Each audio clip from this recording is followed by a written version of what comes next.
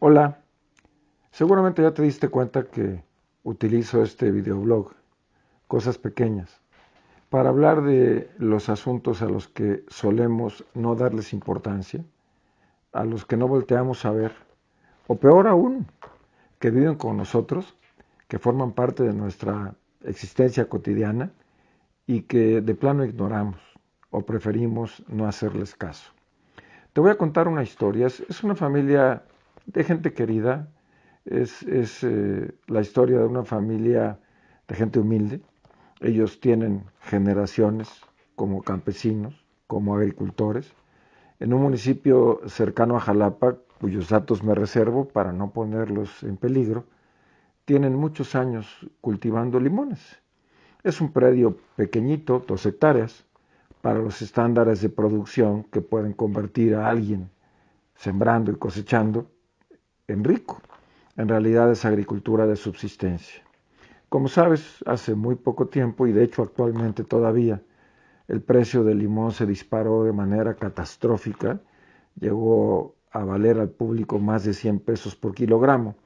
Y hubo muchas hipótesis para explicar este fenómeno. Por supuesto, es la época de escasez, es la época en que el limón de por sí no abunda, pero también se denunció la participación de la delincuencia organizada, el secuestro de grandes cantidades de mercancía y, por supuesto, el darle preeminencia, el darle prioridad a las exportaciones.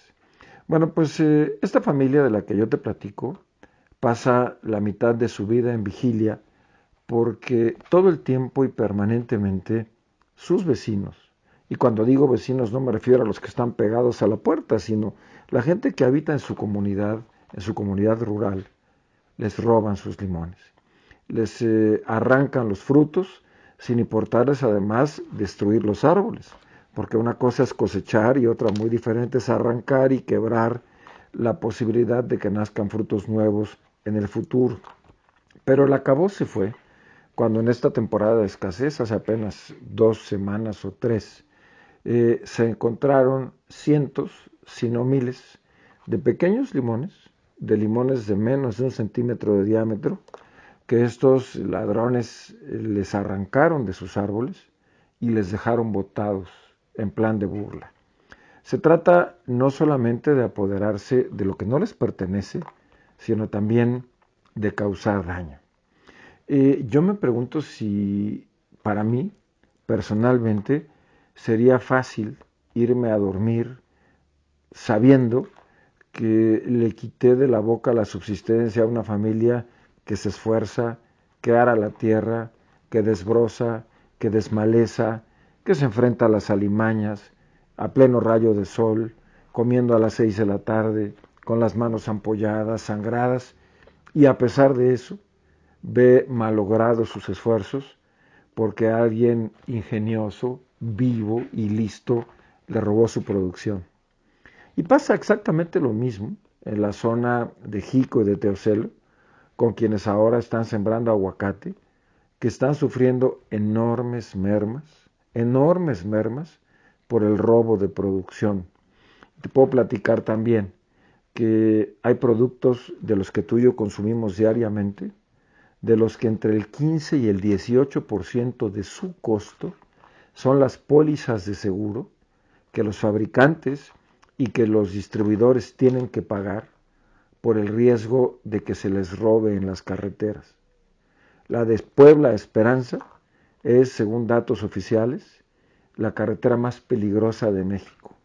Y según dijo la Canacar, ahora está de moda ya no solamente robar los camiones de carga, sino también matar a los choferes. En la última manifestación que realizaron, hace poco menos de un mes, dieron a conocer estadísticas espeluznantes. Por lo menos 5 choferes de tráiler son asesinados cada día por el placer, porque perfectamente podrían llevarse la carga y dejarlos en paz. Revisé las cifras y el año pasado, en 2021, exactamente en julio, se habían denunciado 25.100 robos a casas habitación en el país. Tú como yo sabemos que hay una enorme cifra negra que supera el 90% de los delitos que no se denuncian. Si esta cifra fuera la real, estaríamos hablando de que el año pasado más de 50,000 familias mexicanas vieron perder su patrimonio. Y no hablo necesariamente de las grandes fortunas ni de los lotes de alhajas gigantescas, sino a lo mejor de los aretitos que eran herencia de la abuela, a lo mejor del anillo de matrimonio y de cosas que tienen un alto valor sentimental, aunque en la práctica en una casa de empeño, malhada casa de empeño, pudieran pagar 2 o 3 pesos por ellos. Bueno, pues seguir revisando las cifras. Estas cifras que voy a compartir contigo son verdaderamente espeluznantes. Para principios de 2019 se estimaba que había alrededor de 34,000 delitos por cada 100,000 habitantes. En la encuesta nacional del INEGI realizada en 2020, esa cifra bajó muchísimo. Y pues yo lo atribuyo sobre todo al hecho de que la gente estuvo la mayor parte del tiempo encerrada en sus casas a causa de la pandemia. Pero de todas maneras, no es poca cosa. Siguen poniendo los pelos de punta. Estas cifras que realmente son para quitarle el sueño a cualquiera.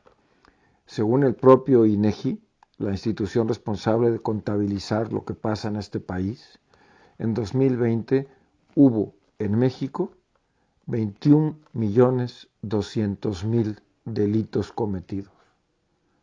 21,2 millones de delitos cometidos. ¿Esto qué significa?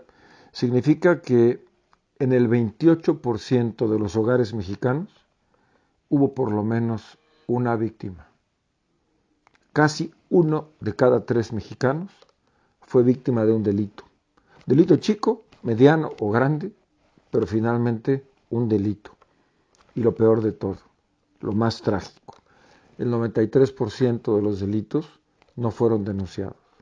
Y no fueron denunciados porque la gente sabe que es muy inviable que las personas que cometieron delitos paguen las consecuencias. Eso sí, las cárceles están repletas a reventar, me consta, lo viví, pero en muchos casos se trata de personas inocentes. Si nos atenemos a estas cifras, más del 90% de los delincuentes no solo no tienen castigo, sino que tienen libertad y condiciones para seguir acabando con nuestra paz y poniendo en peligro nuestra existencia. Hay muchos argumentos, desde el de Chucho el Roto, le roba a los ricos para darle a los pobres, hasta los de ese desgraciado me la debía, lo que le robé no le hacía falta, ¿para qué quiere ese pinche reloj? Es un infeliz, me cae gordo, me cae mal, no lo conozco, pero vive en una mansión y yo vivo en una choza. Eso no es cierto. Las principales víctimas de la violencia y los delitos no son las gentes ricas que tienen sistemas de alarma y policías y vigilantes y veladores. Las reales víctimas de la violencia son las personas de clase media, las personas pobres que no tienen recursos de autoprotección. Aquí la cuestión es, ¿cómo sería un país en donde no hubiese robos? ¿Cómo sería un país en donde no llegase un asaltante drogado y matara al chofer de una combi, como ocurre en Atizapán o en Naucalpan? ¿Cómo sería un país en donde no necesitáramos policías, honestos o deshonestos, porque la gente no cometiera asaltos? A finales del siglo XIX y principios del XX, un sociólogo, Emil Durkheim, descubrió, estudiando fundamentalmente el suicidio, que hay ciertas anomias, como él las llama, que son imposibles de quitar. En la sociedad siempre habrá suicidios. En la sociedad siempre habrá delitos, es inevitable. Los hay en Suecia, los hay en Finlandia y los hay en Suiza. Pero se trata de que estos delitos, estos suicidios, sean las excepciones y no la regla. Se trata de que sean los casos extraordinarios y no la generalidad. Y aquí hemos invertido la proporción. Ya nos acostumbramos a los homicidios violentos. En Jalapa nos amanecimos con la noticia de una pareja que fue levantada, término al que ya nos acostumbramos. El hombre apareció torturado, brutalmente golpeado, muerto a balazos y encima de todo Bueno, no voy a entrar en detalles, y la mujer fue brutal y salvajemente mancillada sexualmente. Y es normal. Esa noticia mañana ya se nos habrá olvidado. ¿No te gustaría vivir en un país en paz, donde supieras que la puerta de tu casa se puede quedar abierta y nadie te va a robar? Aquí la pregunta es, ¿cómo logramos ser ciudadanos? Que aprendamos a respetar no solamente los bienes de las personas, también su integridad, su honra, su sueño, su derecho al descanso y, por supuesto, las diferencias. ¿Cómo logramos ser un país de ciudadanos que ejercen sus derechos, pero que respetan los derechos de los demás? Un país sin robos no se va a conseguir con muchos policías, no se va a conseguir con muchas cárceles, no se va a conseguir con muchos jueces, se va a conseguir con buenos ciudadanos. Tú dime, ¿cómo le haríamos para que la gente de México, para que tú y que yo, constituyésemos una sociedad en la que a los demás se les respetara, para que se nos respetara a nosotros? Una tarea enorme que tenemos por delante. Gracias, nos vemos en la próxima.